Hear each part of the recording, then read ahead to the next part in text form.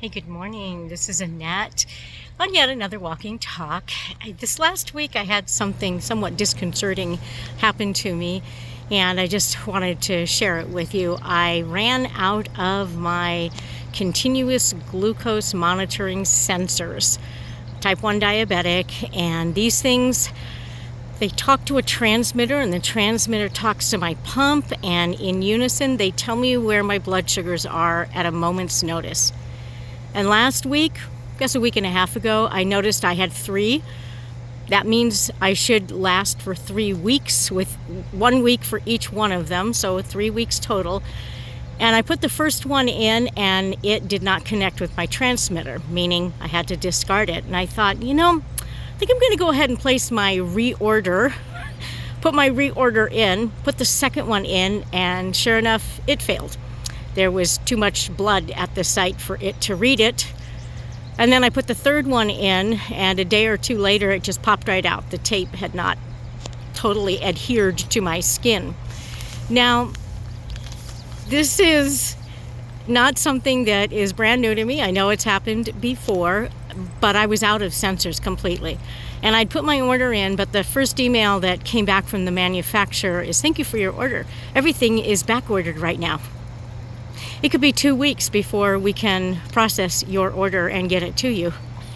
I was like, oh my goodness.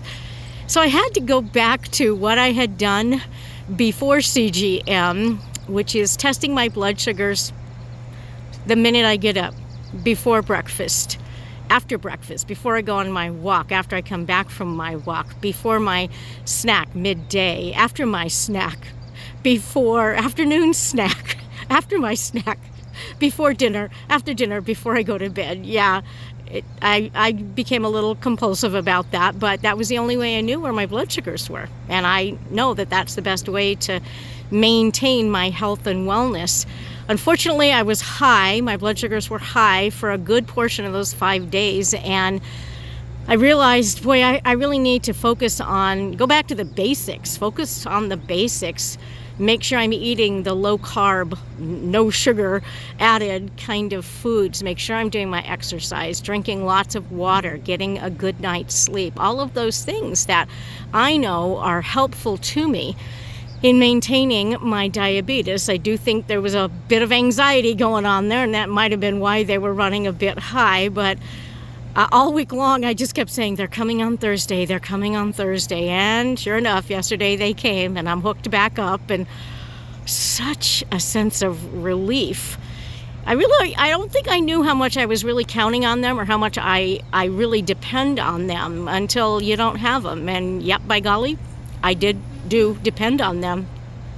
All of this to say, whether you have a chronic health condition or not, it's always good to have a refresher course, if you will, on what the basics are. What do I need to do to keep myself going? What are the steps I need to take to make sure that I'm doing the best I can for me?